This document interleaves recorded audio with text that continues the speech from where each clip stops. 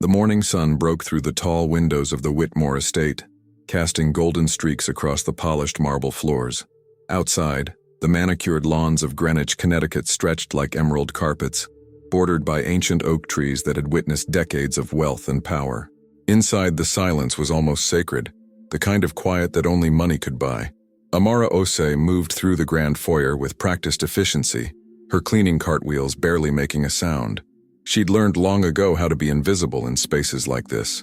At 43, she carried herself with a quiet dignity that her uniform, a simple black dress with white trim, couldn't diminish. Her dark skin gleamed under the chandelier light as she worked, her movements precise and unhurried. She'd been working at the Whitmore estate for nearly 2 years now, and in that time, she'd perfected the art of going unnoticed. The family rarely acknowledged her presence beyond the occasional curt instruction. To them, she was simply the maid, a function, not a person. Amara didn't mind. Invisibility had its advantages. It allowed her to observe, to listen, to understand the dynamics of this household in ways its inhabitants never suspected. And more importantly, it kept her safe from the kind of attention that could complicate her carefully constructed life. She was dusting the ornate bookshelf in the study when she heard the commotion outside. Car doors slamming, raised voices, the aggressive click of expensive shoes on stone. Through the window, she watched as a sleek black Mercedes pulled into the circular driveway, followed by 2 more vehicles. Men in suits emerged, moving with the self-important urgency of people who believed the world revolved around their schedules. Amara recognized the lead figure immediately, though they'd never been formally introduced. Richard Blackwell, CEO of Blackwell Industries, one of the largest tech corporations on the East Coast. She'd seen his face in the business magazines Mrs. Whitmore left scattered around the house. He was younger than she'd expected, maybe in his late 30s, with sharp features and the kind of confidence that bordered on arrogance. He was also, she'd learned from overheard conversations, a business partner and close friend of Marcus Whitmore, the estate's owner. Today's visit was apparently for some important negotiation, details she'd pieced together from fragments of phone calls and dinner discussions. Amara stepped back from the window and returned to her work. Whatever business these men had, it didn't concern her.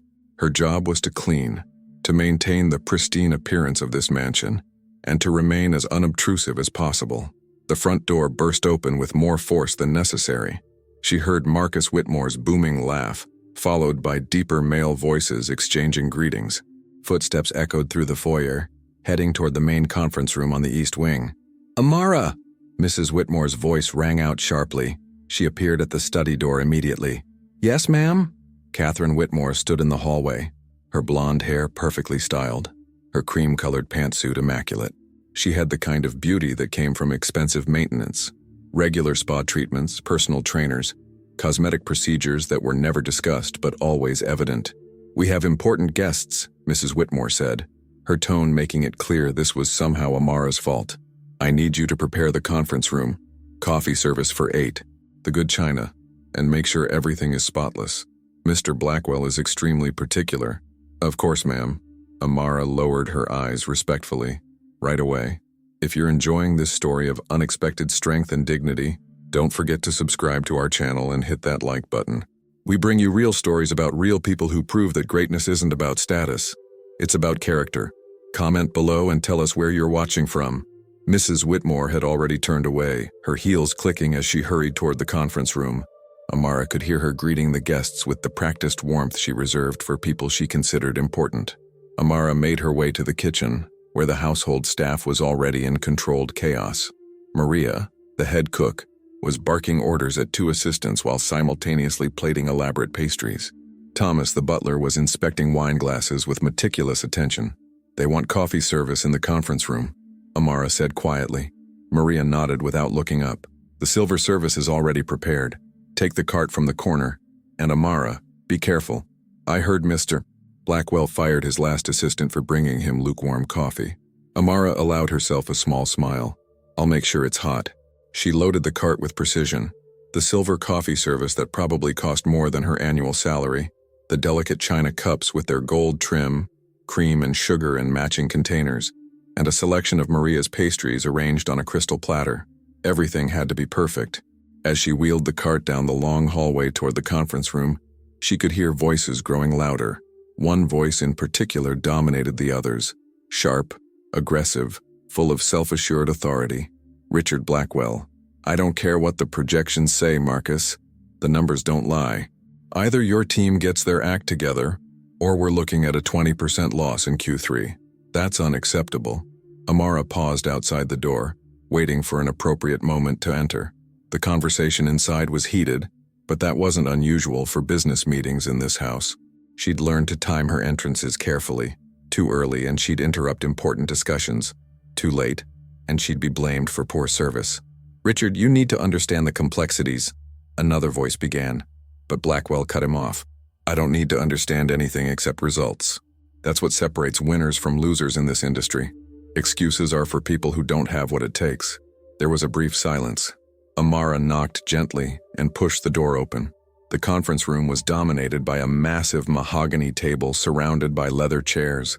8 men in expensive suits sat or stood around it, papers and tablets scattered across the polished surface. The air smelled of cologne and ambition. Amara kept her eyes lowered as she wheeled the cart to the side table. She could feel their gazes slide over her. Some indifferent, some briefly curious, all ultimately dismissive. She was part of the furniture, as invisible as the paintings on the walls. She began pouring coffee with practiced efficiency, moving around the table to serve each person. The conversation had paused when she entered, but now it resumed. The men apparently comfortable discussing their business in front of someone they didn't consider important enough to matter. The point is, Blackwell continued, his voice dripping with condescension, too many people in this world think they can fake their way to success. They dress up their mediocrity with fancy words and hope nobody notices they're completely incompetent. Amara placed a cup in front of him. His eyes barely flickered in her direction. Take your average worker, he went on, warming to his theme. They'll put anything on a resume these days. Lie about their education, their experience, their skills, and then they expect to be treated like they're special. He laughed, a harsh, ugly sound. It's pathetic, really. She moved to the next person, her face carefully neutral. She'd heard variations of this speech before from men like him. Men who'd been born on third base and thought they'd hit a triple. Men who confused privilege with merit. I had an assistant once, Blackwell said, leaning back in his chair, who claimed she spoke 4 languages. 4, so I tested her during a conference call with our Tokyo office. She couldn't string together a single sentence in Japanese. I fired her on the spot. Several men around the table chuckled appreciatively. Amara continued pouring coffee, her movements smooth and professional. That's the problem with society today, Blackwell continued, clearly enjoying his audience. People think they can pretend to be something they're not and nobody will call them on it. Well, not in my company. I have zero tolerance for liars. Amara had just finished serving coffee when Mrs. Whitmore entered the room, her smile bright and artificial. Gentlemen, I hope you have everything you need. Amara has prepared. Actually, Catherine, Blackwell interrupted, his tone dismissive. The coffee's barely warm. This is unacceptable. What kind of household are you running here? The room went silent. Amara felt every eye turned toward her, but she kept her gaze steady, her expression unchanged. The coffee was, in fact, perfectly hot. She'd just poured it. But she knew better than to argue with men like Richard Blackwell, men who needed someone beneath them to maintain their sense of superiority. Mrs. Whitmore's face flushed. I'm so sorry, Mr. Blackwell. Amara, go back to the kitchen immediately and prepare fresh coffee. And make sure it's actually hot this time. Yes, ma'am. Amara's voice was quiet, respectful. She reached for the coffee pot, but Blackwell held up his hand. Wait, he said, his eyes narrowing as he looked at her for the first time with actual attention. You're that maid everyone's been talking about, aren't you? The one who supposedly speaks multiple languages? Amara's heart skipped a beat, but her face remained calm. She'd been careful to keep that information to herself. How had he heard about it? Then she remembered. Last week, young Emma Whitmore had been struggling with her French homework. Amara had been cleaning the study when the frustrated teenager had thrown her textbook across the room. Without thinking, Amara had quietly picked it up and, in flawless French, had explained the grammar concept Emma was struggling with. Emma had been amazed, and apparently, she'd mentioned it to someone. And now, somehow, the information had reached Richard Blackwell's ears. I speak some languages, yes, sir, Amara said carefully. Blackwell's face broke into a cruel smile. Oh, this is perfect. Tell me, how many languages do you claim to speak? The word claim hung in the air like an accusation. Amara hesitated, sensing the trap being laid. 7, sir, she said quietly. The room exploded with laughter. Not the warm, genuine kind, but the harsh, mocking variety. Blackwell slapped the table, his amusement apparently genuine. 7 languages, he repeated. A cleaning woman who speaks 7 languages. That's remarkable. Truly remarkable. His voice dripped with sarcasm. Let me guess. You learned them at Harvard? Princeton? Or maybe you just picked them up while scrubbing toilets. More laughter. Even Marcus Whitmore was smiling, though he looked slightly uncomfortable. Mrs. Whitmore's face had gone pale, her eyes darting between Blackwell and Amara. Amara, that's enough, Mrs. Whitmore said sharply. Please leave. No, Catherine, Blackwell interrupted, standing up now, energized by his own performance. This is exactly what I was talking about. This is perfect. Here we have someone who's probably never even finished high school, claiming she speaks 7 languages. 7, and she expects us to just believe her. He turned to face Amara directly. Tell me, which languages would those be? The question wasn't a genuine inquiry. It was a challenge issued in front of an audience designed to humiliate, to expose her as the liar he'd already decided she was. Amara stood perfectly still, her hands folded in front of her, her face composed. She'd faced men like Richard Blackwell before, men who used their power to diminish others, who needed to prove their superiority by making someone else feel small. She could walk away, keep her head down, maintain her invisibility. That would be the safe choice, but something shifted inside her in that moment. Maybe it was the cruelty in his laughter. Maybe it was the way Mrs. Whitmore looked at her, not with concern, but with embarrassment, as if Amara's very existence was an inconvenience.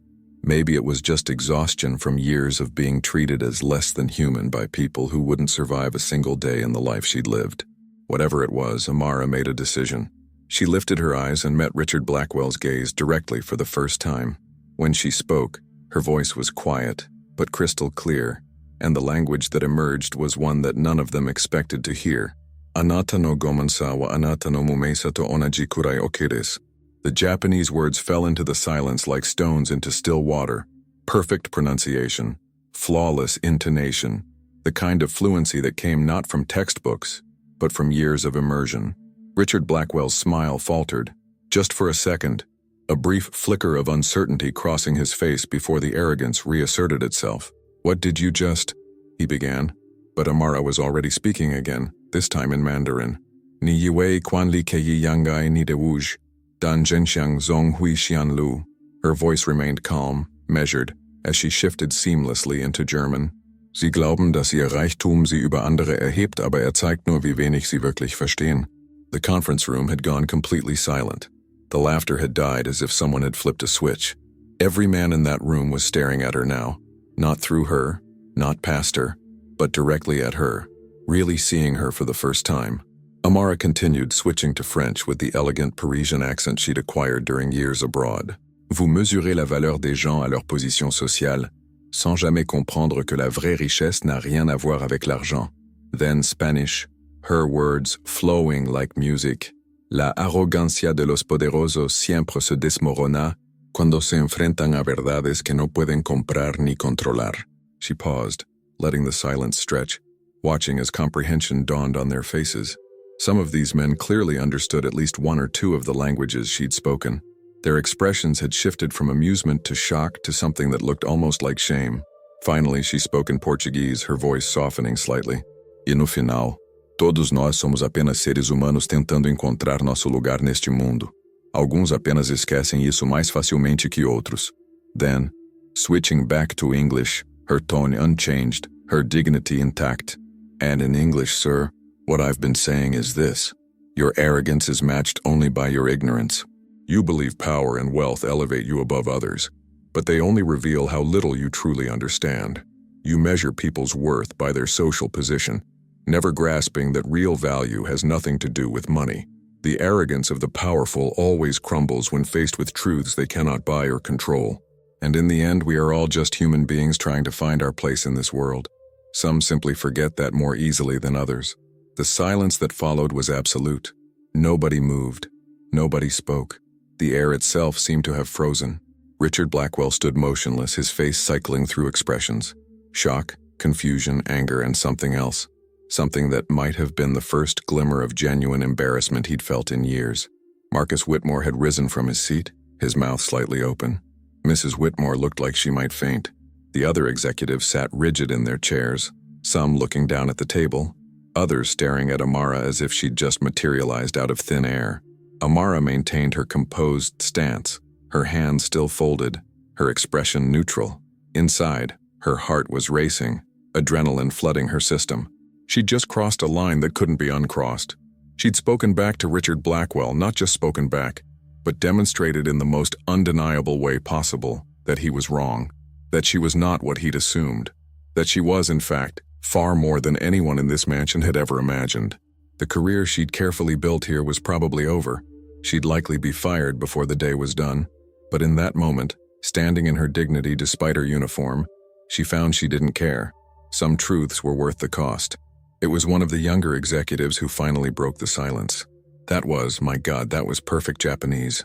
I spent 2 years in Tokyo, and I've never heard an American speak it that fluently. The French was Parisian, another man added, his voice hushed. Proper Parisian French, not the textbook kind. Blackwell seemed to snap back to himself.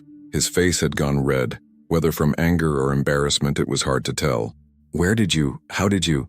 He stopped, apparently unable to complete a coherent sentence. Before Amara could respond, Marcus Whitmore found his voice. Amara, I think, perhaps we should discuss this in private. Mrs. Whitmore, could you? No. Blackwell's word cut through the room like a blade. He'd regained some of his composure, though his hands were trembling slightly. No, I want to know. I want to know right now. He turned to face Amara fully, and there was something different in his eyes now. The mockery was gone, replaced by something more complicated. Where did you learn to speak like that? Amara held his gaze. She'd already burned this bridge. There was no point in holding back now. I learned Japanese in Tokyo, where I lived for 3 years, she said quietly. Mandarin in Beijing, during my time with the International Educational Exchange Program. German in Berlin, French in Paris, Spanish in Madrid, and Portuguese in Sao Paulo. I also speak Twi. That's my native language from Ghana, though you didn't ask me to demonstrate that one. The room had gone silent again. Amara could see the calculations happening behind their eyes. A maid who'd lived in Tokyo, Beijing, Berlin, Paris, Madrid, and Sao Paulo. It didn't fit the narrative they'd constructed about her. It couldn't fit. That's impossible, Blackwell said, but his voice had lost its certainty. If you've lived in all those places, if you speak all those languages, what are you doing working as a maid in Connecticut? It was a fair question, though the way he asked it, with genuine confusion rather than continued mockery, suggested something had shifted in him. Amara took a breath. She'd never told anyone in this household about her past. She'd hidden it deliberately, carefully, understanding that people like the Whitmores were more comfortable with servants who fit their preconceptions. Mysterious backgrounds complicated things, made people ask questions, created expectations and responsibilities. But that protection was gone now. She'd already revealed too much to go back to invisibility. I worked for UNESCO for 12 years, she said, her voice steady. I was a cultural liaison and translator, specializing in educational programs for underserved communities. I traveled extensively, lived in different countries for extended periods, and worked with government officials, educators, and non-profit organizations around the world. Mrs. Whitmore made a small sound, something between a gasp and a whimper. Marcus Whitmore had sat back down, looking dazed. Then why? One of the executives started, but Blackwell held up his hand. Let her finish, he said quietly. Amara continued. 3 years ago, my husband, Dr. Emmanuel Osei, was killed in a car accident in Accra. He was a physician, working with Doctors Without Borders. We'd been planning to settle in the United States, where he'd accepted a position at Yale New Haven Hospital. We'd already purchased a home here. When he died, she paused, the memory still painful even after all this time. When he died, I had to make a choice. I could return to Ghana, to my family, or I could come here, to the life we'd planned together. She looked around the room, meeting their eyes one by one. I chose to come here, but grief is expensive, gentlemen. The mortgage on a home I couldn't bring myself to sell, legal fees for immigration paperwork that became complicated after Emmanuel's death, medical bills from his final weeks. I exhausted our savings within a year. My UNESCO position required extensive travel, which I couldn't manage while dealing with my husband's estate and my own grief. So I resigned. The men were listening now with an attention that was different from before, not the casual dismissiveness of earlier, but genuine, uncomfortable focus. I needed work that was stable, local, and didn't require me to explain my past to people who wouldn't understand it. Domestic work provided that. I could support myself, maintain my home, and process my grief without the complications of an office environment where people would ask questions I wasn't ready to answer. She paused. It also allowed me to be invisible, which at the time felt like a mercy. Blackwell was staring at her with an expression she couldn't quite read. "You have a doctorate, don't you?" he said suddenly. "UNESCO doesn't hire liaisons without advanced degrees." Amara nodded. PhD in linguistics from the University of Ghana, with additional postdoctoral work at the Sorbonne in Paris. My dissertation focused on language acquisition in multilingual developing communities. "Jesus Christ," one of the executives muttered. Mrs. Whitmore had gone pale. "Amara, we had no idea. Why didn't you tell us? When you applied for the position, I didn't want you to know," Amara said simply. "People are uncomfortable with servants who are overqualified. It creates awkwardness. They either feel guilty about the work they're asking you to do, or they resent you for making them feel guilty. I needed this job, Mrs. Whitmore. I needed the stability. So I gave you the resume you wanted to see. Someone competent, but not threatening. Someone who would fit the role without complications." The truth of her words hung in the air. Every person in that room understood it, whether they wanted to admit it or not. The social dynamics that made someone like Amara, educated, accomplished, worldly, have to hide those qualities just to earn a living in someone else's home. Blackwell had moved away from the table. He walked to the window, his back to the room, his shoulders tense. When he finally spoke, his voice was quieter than before. "What I said earlier, about liars and incompetence, about people pretending to be something they're not." He turned back to face her. "I owe you an apology." The words seemed to cost him something. His face was still flushed, his jaw tight. But there was something genuine in his eyes now, a recognition of the harm he'd caused. "I made assumptions based on nothing but prejudice and arrogance. I saw your uniform, your position in this household, and I decided I knew everything about you. I decided you couldn't possibly be telling the truth because the truth didn't fit my narrow view of the world." He paused, running a hand through his hair. "That was wrong. Deeply, inexcusably wrong. And I'm sorry." Amara studied him carefully. The apology seemed genuine, but she'd learned long ago that words were easy. Actions told the real story. "I accept your apology, Mr. Blackwell," she said formally. "Though I should tell you that what I said in those other languages, some of it was quite direct. I called you ignorant and arrogant. I told you that your power reveals your lack of understanding. Under normal circumstances, that would be grounds for immediate dismissal." A ghost of a smile crossed Blackwell's face. Not the cruel smirk from before, but something more rueful. "Under normal circumstances, you'd be absolutely right. But these aren't normal circumstances." He looked at Marcus Whitmore. "Marcus, I think we need to pause our meeting. I need some time to process this." Whitmore nodded, still looking stunned. "Of course, Richard. Gentlemen, let's take a break. We'll reconvene in an hour." The executives began gathering their papers and tablets, moving with the awkward energy of people who'd just witnessed something unexpected and uncomfortable. They filed out of the conference room in silence, leaving only Blackwell, the Whitmores, and Amara. Mrs. Whitmore approached Amara, her expression conflicted. "Amara, I don't know what to say. All this time we've had someone with your background and qualifications working as our maid, and we never knew. We never even suspected." "That was intentional, ma'am," Amara reminded her gently. "Still, this changes things. We can't possibly continue to—" Mrs. Whitmore looked at her husband helplessly. Marcus Whitmore cleared his throat. "Amara, I think we need to have a serious conversation about your future here. Your position, your role in this household. This isn't a discussion we can have right now, but we need to talk. Soon." Amara nodded. "I understand, sir, and I should tell you, I'm not asking for anything to change. I don't expect special treatment or a different position. I'm content with my work here, or at least I was until today." "But surely you can't continue cleaning houses with your qualifications," Mrs. Whitmore protested. "You should be teaching at a university or working for an international organization or—" "Mrs. Whitmore," Amara interrupted gently, "what I should be doing and what I'm able to do right now are two different things. Grief doesn't follow a schedule. Healing doesn't have a timeline. When I'm ready to return to that world, I will. Until then, this job serves my needs and I serve yours. Or I did, until I spoke out of turn to Mr. Blackwell. Blackwell, who'd been silent during this exchange, spoke up. You didn't speak out of turn. I provoked you. I mocked you. I tried to humiliate you in front of a room full of people, based on nothing but my own prejudices and insecurities. He met her eyes. What you did wasn't insubordination. It was self-defense. And frankly, it was more gracious than I deserved. He walked toward her, stopping a respectful distance away. Dr. Osei, may I call you that? That is your proper title, after all. Amara felt something shift in her chest at hearing her married name spoken with respect. Amara is fine, Mr. Blackwell. Then call me Richard, please. He paused, seeming to gather his thoughts. I run a company with offices in 17 countries. We conduct business in dozens of languages. We pride ourselves on our international reach and cultural competence. And yet, when faced with someone who actually embodied those qualities, I couldn't see past my own biases. He shook his head, looking genuinely troubled.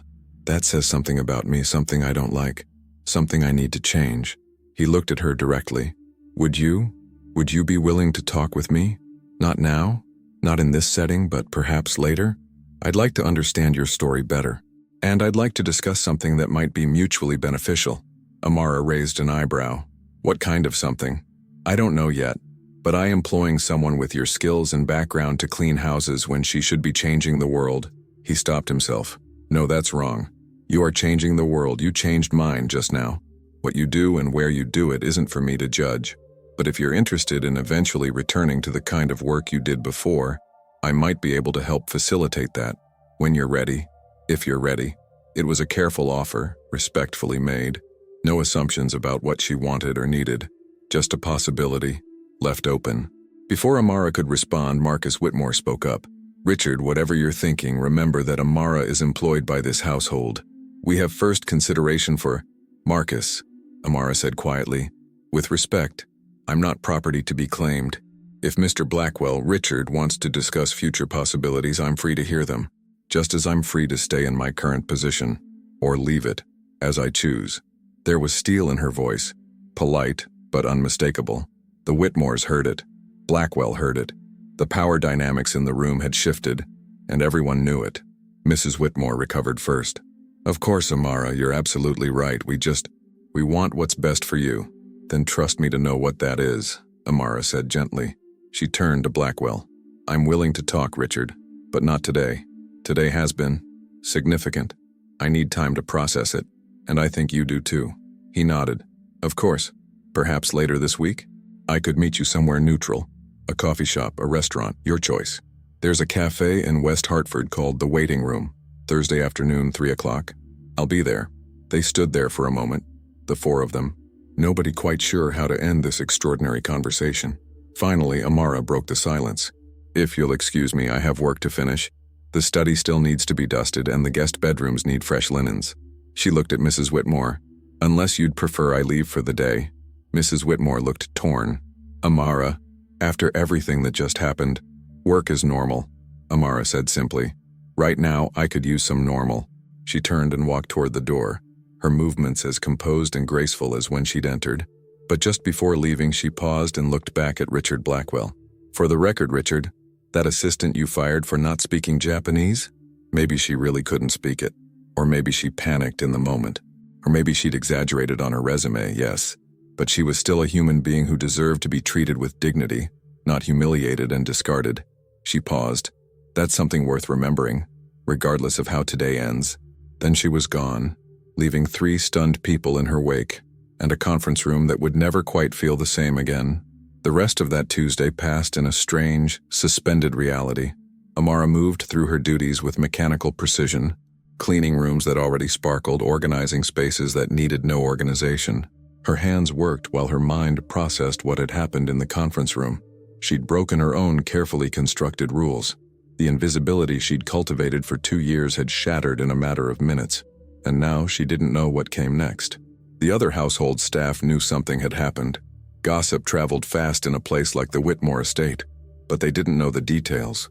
Maria had given her concerned looks all afternoon. Thomas the butler had been uncharacteristically quiet during their brief interactions. Even the gardener seemed to watch her differently when she passed the windows. By 6 o'clock, Amara's shift was technically over, but she stayed late, finding tasks that didn't need doing. The truth was, she wasn't ready to go home. Home meant silence and empty rooms and too much time to think about Emmanuel, about the life they'd planned, about all the ways grief had reshaped her into someone she barely recognized. She was polishing silver in the dining room, silver that had been polished just 3 days earlier, when Marcus Whitmore found her. "Amara," he said from the doorway, his voice careful. "Do you have a moment?" She set down the cloth and turned to face him. "Of course, Mr. Whitmore." He walked into the room, his expensive shoes soundless on the Persian rug. In the evening light filtering through the tall windows, he looked older than his 53 years. Tired, uncertain. "I've been thinking about today," he began, then stopped, seeming to search for the right words. "About what happened in the conference room. About what we learned about you. About—" He trailed off, frustrated with himself. Amara waited, giving him space to find his thoughts. "Catherine and I have been discussing your situation," he finally continued. "Your background, your qualifications, your circumstances. We feel terrible, frankly. Here we've had someone of your caliber working in our home for 2 years, and we treated you like—" He stopped himself. "We didn't treat you poorly exactly. We've always been polite, respectful in the basic sense, but we never saw you. Not really. That was by design, Mr. Whitmore," Amara reminded him. "I didn't want to be seen. Not in that way. I understand that, but it doesn't excuse our blindness." He moved to the window, looking out at the manicured grounds. "My grandfather started with nothing, Amara. He was an immigrant from Ireland who worked construction jobs and saved every penny. Built a small contracting business that eventually became Whitmore Development. I grew up hearing stories about how people looked down on him, how they judged him by his accent and his rough hands and his lack of formal education." He turned back to face her. "I thought I'd learned from those stories. I thought I understood that people's worth isn't determined by their position or their appearance, but today showed me I'd forgotten those lessons. Or maybe I never really learned them at all." Amara felt something soften in her chest. She'd judged Marcus Whitmore as just another wealthy man who'd inherited privilege and never questioned it. But perhaps that was its own form of blindness. "We all make assumptions, Mr. Whitmore," she said quietly. "It's human nature. What matters is what we do when we realize we were wrong." He nodded slowly. "Which brings me to why I wanted to talk to you. Catherine and I would like to offer you a different position in our household. Not as domestic staff, but as, well, we're not quite sure what to call it. An advisor, perhaps. A cultural consultant. Emma's tutor, certainly. She's mentioned how much you helped her with French, and she's struggling with Spanish as well.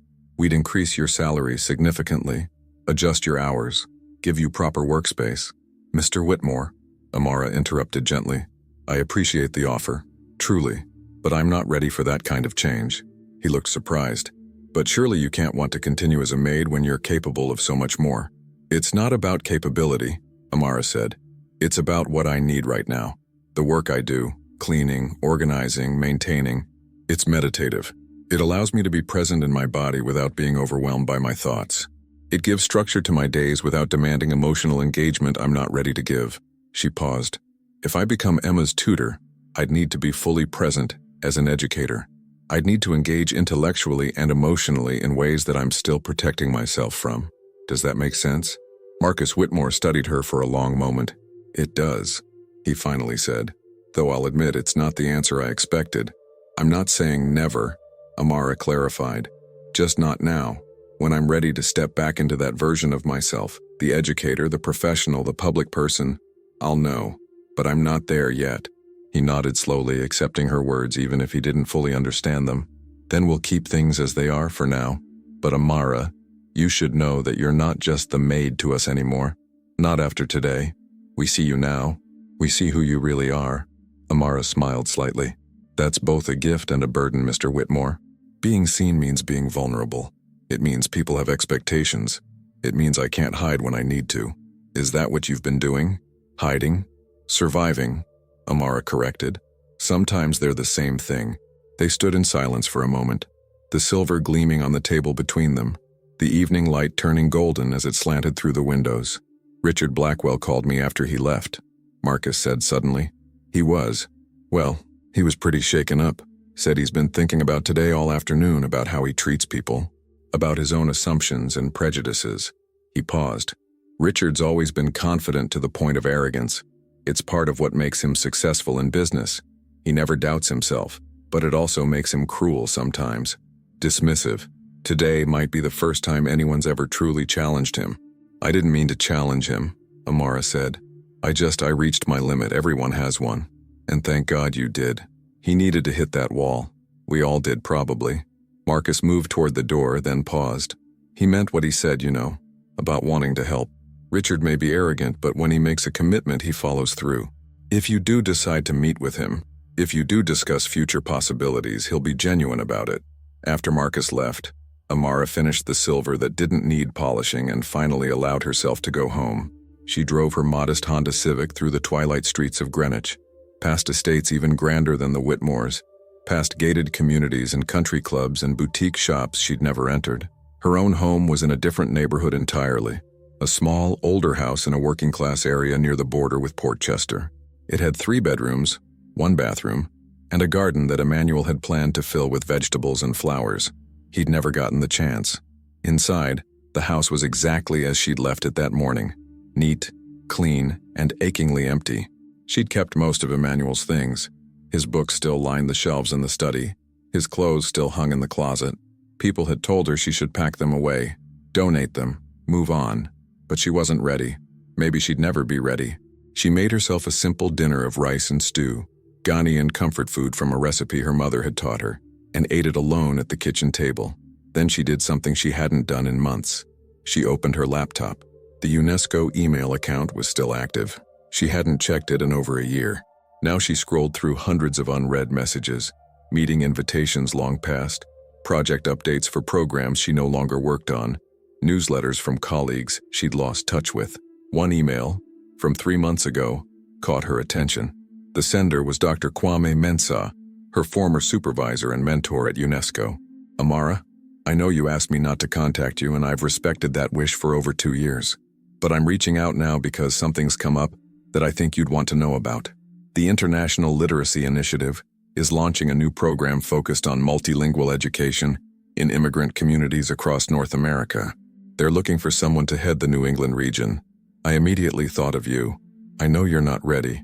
I know you need time, but I wanted you to know the opportunity exists, if and when you want to explore it. Your friend always. Kwame. Amara stared at the email for a long time. The International Literacy Initiative was exactly the kind of organization she'd dreamed of working with before Emmanuel's death. The position Kwame described would utilize all her skills, all her languages, all her experience. It would be meaningful work, impactful work, the kind of work she'd spent her career building toward.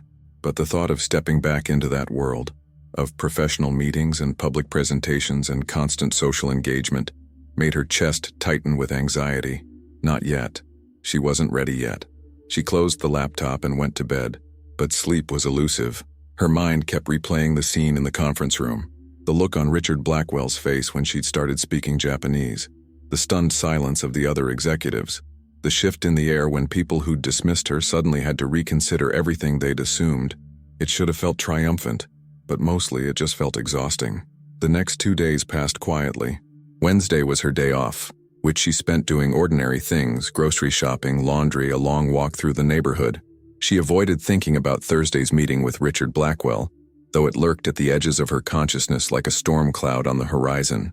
Thursday morning, she returned to the Whitmore estate for her regular shift. The atmosphere had changed subtly. Mrs. Whitmore was overly friendly, almost nervous around her. Emma, the teenage daughter, kept finding excuses to talk to her, asking questions about Paris and Tokyo and the languages she spoke.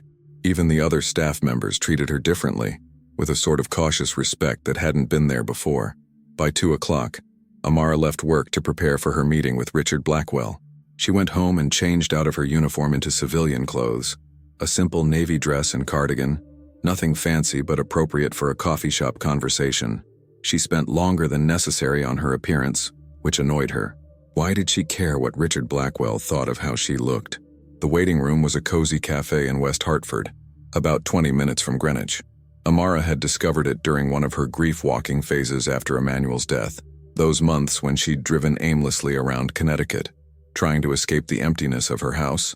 The cafe had become a sanctuary of sorts. Good coffee, quiet corners, and staff who'd learned not to bother her when she sat for hours with a book. She arrived 10 minutes early and ordered her usual, a cappuccino with extra foam. She chose a table by the window away from the other patrons and tried to prepare herself for whatever this conversation might bring. Richard Blackwell arrived exactly at 3 o'clock. He'd traded his business suit for more casual attire. Dark jeans, a button-down shirt, no tie. He looked younger without the corporate armor, and more uncertain. He spotted her immediately and approached the table with something that almost looked like nervousness. "Amara," he said. "Thank you for agreeing to meet." "Richard." She gestured to the seat across from her. "Please sit down." He ordered a black coffee from the passing waitress, then turned his full attention to Amara. For a moment, neither of them spoke. The cafe hummed with afternoon activity around them. The hiss of the espresso machine, the murmur of other conversations, the clink of cups and plates. "I've been thinking about what happened on Tuesday," Richard finally said. "I've been thinking about it non-stop, actually. I haven't been able to focus on work. I canceled 2 meetings yesterday because I couldn't stop replaying that scene in my head." "Which part?" Amara asked. "The part where you mocked me, or the part where I proved you wrong?" He flinched slightly. "Both, but especially the moment when I realized what I'd done. When I understood that I'd tried to humiliate someone based on nothing but my own prejudices and insecurities." He paused. "You called me arrogant and ignorant, in 7 languages essentially, and you were right. I was angry," Amara said. "Those words were harsh. They were accurate." Richard's coffee arrived and he wrapped his hands around the cup without drinking. "I've spent the last 2 days doing something I rarely do, examining my own behavior. Really examining it, not just paying lip service to self-reflection, and I don't like what I'm seeing." He looked up at her, his eyes troubled. "I grew up with money, Amara. My family was wealthy. I went to the best schools, had every opportunity, never wanted for anything. And somewhere along the way, I started believing that my success was entirely due to my own merit, my own intelligence and hard work. I stopped seeing how much had been handed to me, how many doors were opened simply because of who I was." Amara listened without interrupting, sensing he needed to say these things out loud. "And worse," Richard continued, "I started looking down on people who hadn't had those advantages. I told myself it was about merit, about capability, about who worked hard and who didn't. But really it was just prejudice dressed up in nice clothes. I judged people by their positions, their appearances, their accents, their circumstances, never stopping to consider what they'd overcome to get where they were." He took a sip of his coffee, grimacing slightly at the heat. "You worked for UNESCO for 12 years. You have a PhD in linguistics. You speak 7 languages fluently. You've lived on multiple continents and worked with government officials and international organizations. And I looked at you in a maid's uniform and decided you were lying when you said you spoke multiple languages. I didn't even consider that you might be telling the truth. I just assumed you were a fraud." "To be fair," Amara said quietly, "I deliberately cultivated that assumption. I gave the Whitmores a resume that was carefully edited to make me seem less qualified, less educated, less threatening. I wanted them to see me as simple domestic help because that's what I needed to be at the time. But that doesn't excuse my behavior," Richard insisted. "Even if you'd been exactly what I assumed, someone without higher education, without international experience, I still had no right to treat you that way, to mock you, to try to humiliate you in front of an audience. That's not about you being overqualified. That's about me being cruel." Amara studied him carefully. This wasn't the performance of someone trying to save face or protect his reputation. This was genuine discomfort with his own actions, genuine desire to understand and change. It was, she realized, the beginning of actual growth. "So what do you want from me, Richard?" she asked directly. "An absolution? Permission to feel better about yourself? Or something else?"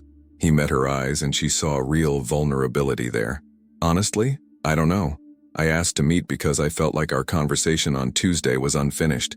You showed me something about myself that I needed to see, even though it was painful, and I guess I wanted to understand you better, to hear your story if you're willing to share it. Not because I'm entitled to it, but because I think I need to understand what I couldn't see before." The waitress came by to refill their cups. When she left, Amara made a decision. "All right," she said. "I'll tell you my story. Not all of it. Some parts are too private, too painful, but enough for you to understand how someone with my background ends up cleaning houses in Connecticut." And then in the quiet corner of a West Hartford cafe, while the autumn afternoon light slanted through the windows, Amara began to speak. "I was born in Kumasi, Ghana," Amara began, her voice quiet but steady. "My father was a teacher, my mother a nurse. We weren't wealthy, but we were comfortable. Education was everything in our household. The key to a better life, my parents always said." Richard listened without interrupting, his coffee forgotten. "I was good at languages from the beginning. I could mimic accents perfectly, pick up new words effortlessly. By the time I was 12, I spoke English, Twi, and had taught myself French from library books. My teachers noticed. They encouraged me. When I was 17, I won a scholarship to the University of Ghana to study linguistics." She paused, remembering those exciting years. "That's where I met Emmanuel, Dr. Emmanuel Osei. He was studying medicine, training to become a surgeon. We were both young, ambitious, full of dreams about changing the world. We fell in love during late-night study sessions in the library. A small smile crossed her face at the memory. He proposed the day I defended my master's thesis. Said he wanted to spend his life with someone who loved words as much as he loved healing. We got married 3 months later, despite our families saying we were too young." Richard watched as her expression shifted, the smile fading into something more complex. "Emmanuel got a position with Doctors Without Borders. I got accepted into the UNESCO Fellowship Program. For 12 years, we built this incredible life together. We'd coordinate our assignments so we could be in the same countries, or at least the same continents. Tokyo, Beijing, Paris, Berlin, Madrid, São Paulo. We lived everywhere, experienced everything. We learned languages together. We met extraordinary people. We made a difference." Her voice softened. "We talked about eventually settling down, having children, finding a place to call home permanently. Emmanuel applied for a position at Yale New Haven Hospital. They accepted him. We were so excited. Connecticut would be our forever home. We bought the house, made plans, imagined our future." Amara's hands tightened around her coffee cup. "Then 3 weeks before we were supposed to move, Emmanuel went back to Ghana to visit his family one last time. A drunk driver ran a red light in Accra. Emmanuel died instantly." The cafe noise seemed to fade into the background. Richard's face had gone pale. "I'm so sorry," he said quietly. "I can't imagine." "No one can," Amara said simply, "unless they've lived it. Grief isn't something you understand from the outside. It's drowning while everyone around you is breathing normally. It's waking up every morning and remembering all over again that the person you loved most in the world is gone." She took a breath, steadying herself. "I came to Connecticut anyway. I couldn't go back to Ghana. It held too many memories of Emmanuel. I couldn't stay with UNESCO, the travel, the social demands, the constant performance of competence. I was barely holding myself together. So I came here, to the house we'd bought, and I tried to figure out how to survive. But with your qualifications," Richard said carefully, "surely there were positions available. Universities, research institutions, international organizations based here." "You're not listening," Amara interrupted gently. "I wasn't capable of those positions, not emotionally, not psychologically. Academic work requires intellectual engagement. Research requires focus and sustained attention. International organizations require networking and social performance. I had none of that to give. I was using all my energy just to get out of bed each morning." She met his eyes directly. "Domestic work saved my life, Richard. It gave me structure without demanding emotional investment. I could clean a room and see immediate, tangible results. I could organize a closet and feel accomplishment without having to engage with complex ideas or manage relationships. The work was physical, meditative, simple in the best possible way." Richard was quiet for a long moment, processing her words. "I never thought about it that way," he finally said. "I assumed anyone doing domestic work was doing it because they had no other options, because they lacked education or skills or opportunities. Some people are in that situation," Amara acknowledged, "but others choose it for reasons you'd never guess. The single mother who works as a housekeeper because the hours are flexible and she can be home when her kids finish school. The retired teacher who cleans offices because she wants something to do but doesn't want the stress of her former career. The immigrant with advanced degrees from her home country that aren't recognized here. The person dealing with depression or anxiety or grief who needs work that doesn't demand more than they can give." She paused. "We're all doing the best we can with what we have. But people like you, people with power and privilege, you only see the surface. You see the uniform, the job title, the social position. You never consider the whole person, the full story, the complexity underneath. Richard absorbed this silently. The cafe had grown busier around them, the afternoon crowd arriving for their caffeine fix. But in their corner, the conversation felt insulated, protected. "What you said about me being arrogant and ignorant," Richard said slowly. "You weren't just talking about how I treated you specifically, were you? You were talking about a whole pattern of behavior, a whole way of seeing the world." "Yes," Amara confirmed, "and you're not alone in it. Most people with wealth and power operate the same way. They genuinely believe they've earned everything they have through merit alone. They don't see the advantages they started with, the doors that were open before they even knocked, the safety nets that caught them when they failed." She leaned forward slightly. "Do you know what it's like to be invisible, Richard? To move through spaces where people look through you as if you don't exist, to hear them discuss private matters, reveal their true opinions, expose their prejudices, all because they assume you're too unimportant to matter? I've learned more about human nature in 2 years of domestic work than I did in 12 years of international diplomacy." Richard looked uncomfortable. "I've done that, haven't I? Discussed things in front of staff, said things I wouldn't say if I thought they were really listening." "Everyone does it," Amara said. "It's not about individual cruelty.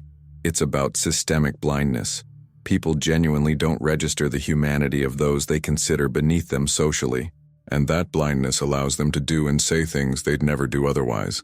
"How do we fix that?" Richard asked. "How do we learn to see?" Amara smiled slightly. "You're already starting. You're here, having this conversation. You're questioning assumptions you've held your entire life. You're uncomfortable with what you're discovering about yourself. That's the beginning." "But it's not enough," Richard said. "Awareness isn't action. What do I actually do differently?" "That's something you'll have to figure out for yourself," Amara said. "But I can tell you this. Real change isn't performative. It's not about grand gestures or public declarations. It's about the small daily choices you make. How you treat the waitress who brings your coffee. How you speak to your assistant. How you react when someone doesn't meet your expectations. Whether you can acknowledge when you're wrong. Whether you can listen to perspectives that challenge your worldview." She paused, considering her next words carefully. "And it means recognizing that people like me, people in service positions, people who work with their hands, people you might consider beneath you professionally, we're not projects for you to fix or feel good about. We're complete human beings with our own agency, our own choices, our own reasons for being where we are. Your job isn't to rescue us, it's to respect us." Richard nodded slowly, absorbing this. "On Tuesday I mentioned wanting to help you, to possibly offer you a position in my company. Was that me trying to play savior?" "Partially," Amara said honestly. "But I also think you genuinely recognized wasted potential and wanted to address it. The question is, whose potential and whose timeline? I'm not wasted just because I'm not using my PhD right now. I'm healing, and when I'm ready to step back into that world, I will. But it has to be my choice, my timing, my decision." "Fair enough," Richard said. "Then let me rephrase my offer. I'm not trying to rescue you or fix anything. But if and when you decide you're ready to explore other options, I have connections throughout the educational and nonprofit sectors in Connecticut and beyond. I'd be happy to make introductions, provide references, open doors, whatever might be helpful. No pressure, no expectations, no timeline. Just a resource if you want it." Amara considered this. It was a more respectful offer than his first attempt. "Thank you," she said. "I'll keep that in mind. Keep that in." They sat in silence for a moment, the conversation having reached a natural pause. Through the window, Amara could see the afternoon shifting toward evening, the light taking on that golden quality that always made her think of Emmanuel. He'd loved autumn in New England even though he'd never actually lived here. "Can I ask you something?" Richard said suddenly. "What you said to me in those other languages, I understood the English translation, but I'm curious about the specific words you chose. Were you really as harsh as the translation suggested?" Amara's lips quirked into a small smile. "Actually, I softened it slightly in English. The Japanese was particularly direct. I told you your arrogance was matched only by your ignorance. In Mandarin, I said that you think power can hide your ignorance, but truth always reveals itself. The German was about how your wealth shows only how little you understand.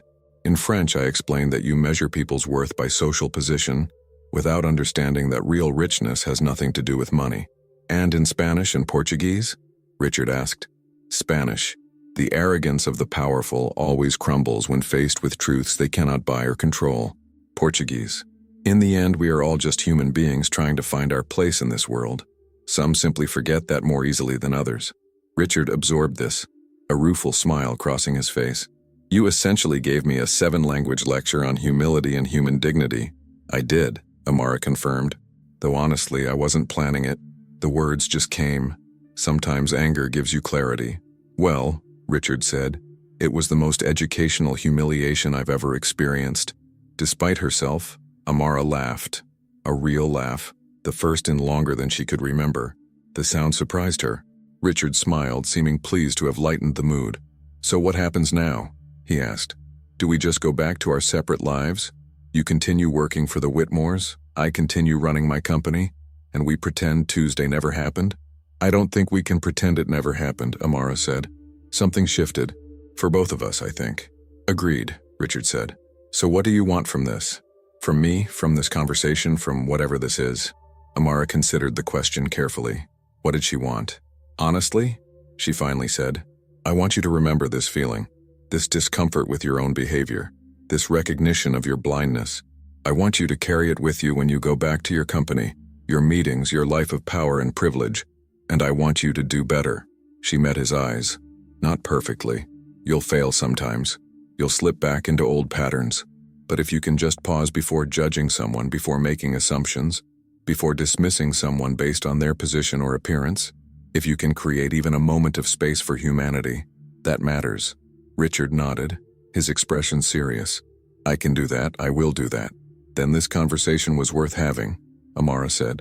They talked for another hour, the conversation shifting to lighter topics.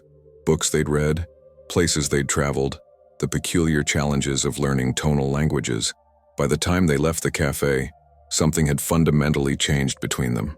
Not friendship exactly, but a kind of mutual respect that transcended their different worlds. As they walked to their cars, Richard paused. Thank you, Amara, for meeting with me, for your honesty, for, he trailed off, searching for words, for teaching me something I desperately needed to learn. You're welcome, Richard, she said. Now go do something useful with that knowledge. She drove home as twilight settled over Connecticut, feeling something she hadn't felt in 3 years. A small, fragile sense of purpose stirring back to life. 3 weeks passed before Amara saw Richard Blackwell again. Life at the Whitmore estate had settled into a new rhythm. The family treated her with a careful respect that was both touching and occasionally exhausting. Emma had become almost clingy, constantly seeking Amara out for help with her language studies. Mrs. Whitmore seemed perpetually worried about wasting Amara's talents on housework. Even Marcus had started asking her opinion on various matters: art acquisitions, travel destinations, cultural questions. The other staff members had mixed reactions. Maria, the cook, was genuinely pleased, treating Amara's revelation as validation of something she'd always sensed. Thomas remained professionally distant but slightly warmer. The younger housekeepers oscillated between curiosity and resentment. After all, Amara had made their shared position seem somehow lesser by being too qualified for it. Amara tried to maintain her boundaries, to preserve the simplicity that had made this work sustainable, but invisibility, once lost, couldn't be fully reclaimed. She was in the library one Friday afternoon, reorganizing the extensive book collection by Mrs. Whitmore's latest whim, when Emma burst in with her phone held out excitedly. Amara, you have to see this. On the screen was a news article from the Hartford Business Journal. Blackwell Industries announces new workplace dignity initiative. Amara took the phone and read, CEO Richard Blackwell announced today a comprehensive program aimed at transforming workplace culture at Blackwell Industries. The initiative includes mandatory training for all executives on unconscious bias, revised hiring practices to reduce discrimination, and a new employee feedback system that allows staff at all levels to report concerns anonymously. I've come to recognize that true corporate success isn't just about profit margins, Blackwell stated in a press conference. It's about creating an environment where every person, regardless of their position, is treated with dignity and respect. We've had blind spots in our culture and we're committed to addressing them. Emma was practically bouncing. Dad said Mr. Blackwell told him this was because of you, because of what happened in the conference room. Amara handed back the phone, feeling a complex mix of emotions. Pride that Richard had actually followed through. Skepticism about whether corporate initiatives ever created real change. discomfort at being cited, however indirectly, as the catalyst. That's good, she said carefully.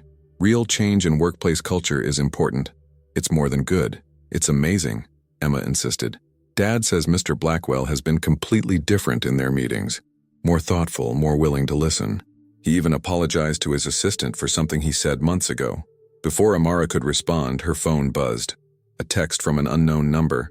I hope the news article doesn't make you uncomfortable.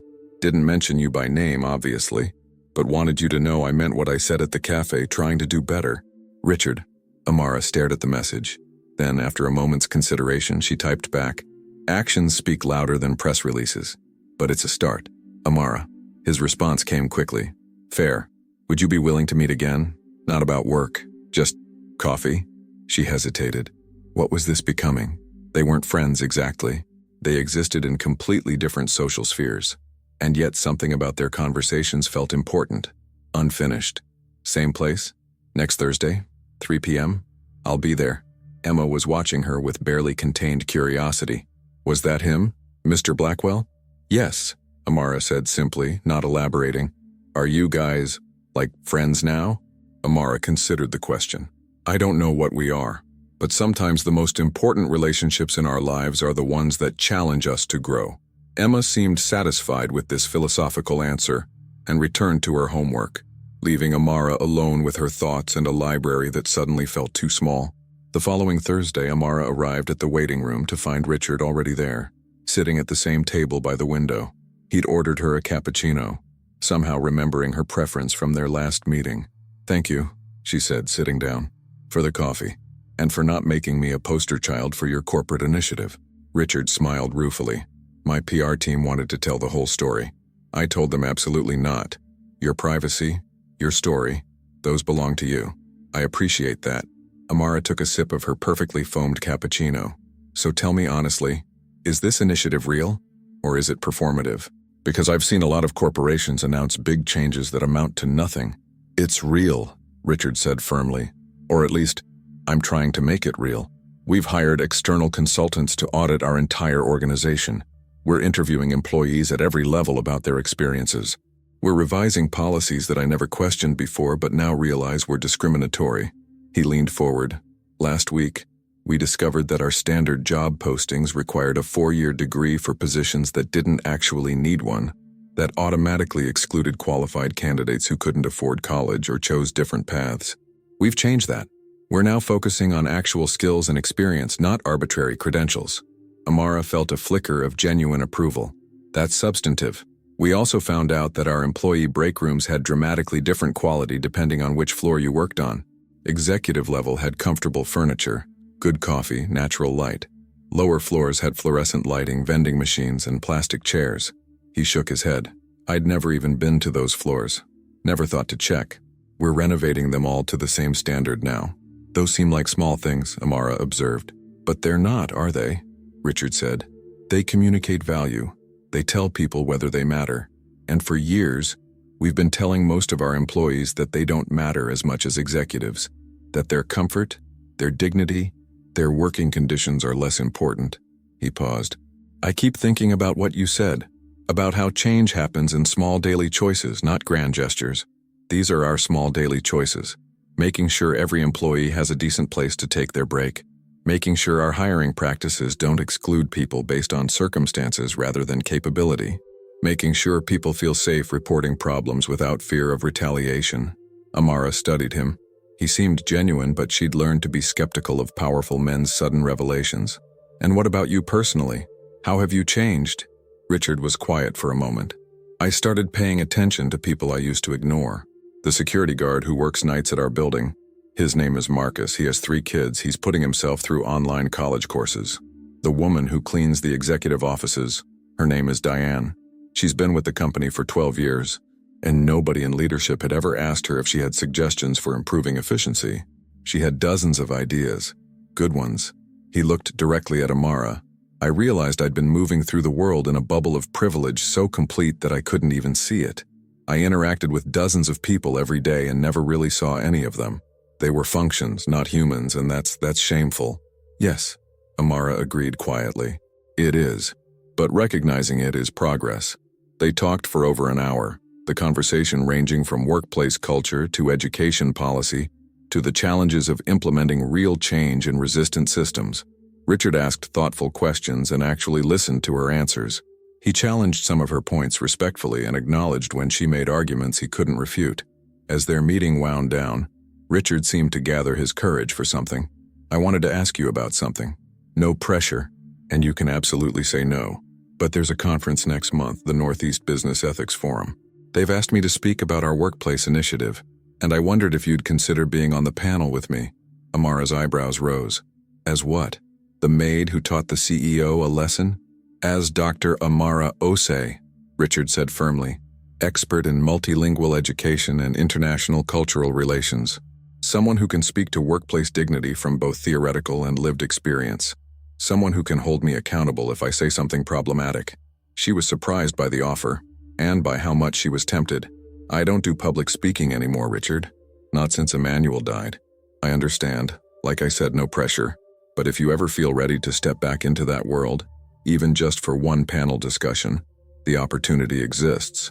Amara sat with the offer, feeling something shift inside her.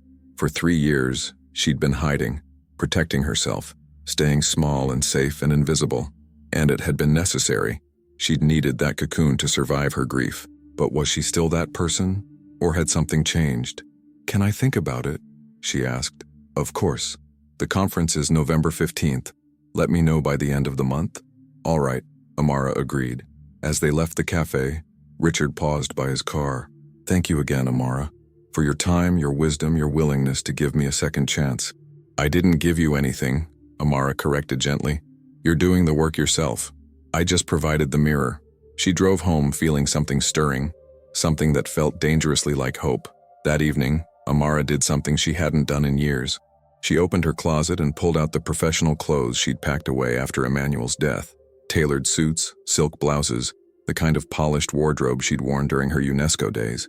She tried on a charcoal gray suit, stood in front of the mirror and barely recognized the woman looking back. Not because she'd changed physically, but because that version of herself, confident, public, professionally engaged, had been dormant for so long. Could she be that person again? Did she want to? Her phone buzzed. An email from Dr. Kwame Mensah, her former UNESCO supervisor, following up on his earlier message about the International Literacy Initiative position. They were still looking for someone to head the New England region. Was she interested in even discussing it? Amara stood in her bedroom, wearing a suit that felt like both armor and costume, staring at an email that represented everything she'd once wanted and everything she'd been running from. Outside, autumn was deepening into early winter. Inside, something was beginning to thaw. She sat down at her laptop and began to type. "Dear Dr. Mensah, thank you for your patience and for thinking of me. I'm not ready to return to full-time international work yet, but I would be interested in discussing the position. Could we schedule a call? Best regards, Amara." She hit send before she could second-guess herself. The next morning at the Whitmore estate, Amara worked with a different energy. She still cleaned, still organized, still moved through her duties with practiced efficiency. But something had shifted internally. The work no longer felt like hiding. It felt like a choice she was making consciously for now, while also acknowledging it might not be forever. Mrs. Whitmore found her in the sunroom around noon. "Amara, I wanted to discuss something with you. Emma's French teacher says she's improved dramatically in the past few weeks. More than she has in 3 years of formal instruction." She paused. "Emma says it's because of the help you've been giving her. She's a bright girl," Amara said. "She just needed someone to explain things differently. I'd like to hire you officially as Emma's language tutor," Mrs. Whitmore said. "In addition to your current position with appropriate compensation. 2 hours 3 times a week, would you consider it?" Amara thought about her earlier resistance to this kind of role, but something had changed. "Yes," she said. "I'd like that." Mrs. Whitmore's face lit up with genuine pleasure. "Wonderful. We can start next week and— Amara, are you crying?" Amara touched her cheek, surprised to find tears there. "I'm sorry. It's just, this is the first time in 3 years I've said yes to something instead of protecting myself by saying no." Mrs. Whitmore's expression softened with understanding. "Grief changes us. But maybe eventually it can also open us to new possibilities." 2 weeks later, Amara had her phone call with Dr. Mensah. It lasted 2 hours. They discussed the International Literacy Initiative position, the scope of work, the expectations and flexibility. By the end, they'd agreed on something unprecedented, a part-time consultancy role that would allow Amara to work remotely, with occasional travel, building up to more involvement as she felt ready. "I'm not promising I'll be ready for full-time work," Amara told him honestly. "But I can start contributing again, small steps." "Small steps are still forward motion," Kwame replied warmly. "Welcome back, Amara. We've missed you." November 15th arrived faster than Amara expected. She stood backstage at the Northeast Business Ethics Forum, wearing her charcoal gray suit, her heart pounding with a nervousness she hadn't felt in years. Through the curtain, she could hear the conference center filling with executives, academics, and business leaders. Richard found her in the green room. "You look terrified," he observed. "I am terrified," Amara admitted.